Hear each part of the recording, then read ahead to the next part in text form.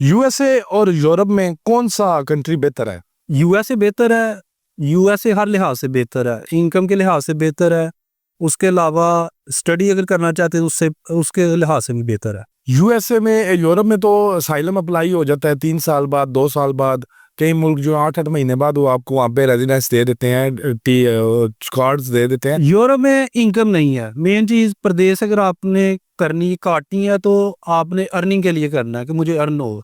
USA में ये है कि अर्निंग अच्छी है। अगर आप 5 साल भी लगा लेते हैं आपका अच्छा खासा बैंक बैलेंस हो जाता है। आप इन्वेस्टमेंट पाकिस्तान नहीं, में करके असाइलम के बारे में पूछ रहा हूँ, उधर आसान है यूरोप में और साइलम यूएसए? उधर भी हो जाता है यूएसए में, लेकिन उधर और तरीके हैं डॉक्यूमेंट लेने के। शादी करके है या बिजनेस स्टार्ट करके इन्वेस्टमेंट करके है या जॉब पे। और यूरोप में आप डायरेक्ट साइलम कर सकते हैं, ये फर्क है। यूएसए के वीजा के लिए क्या जरूरी है? यूएसए वीजे के लिए सिर्फ कॉन्फिडेंस जरूरी है। अगर आप इंटरव्यू दे सकते हैं आप यूएसए का वीज़ा ले सकते हैं।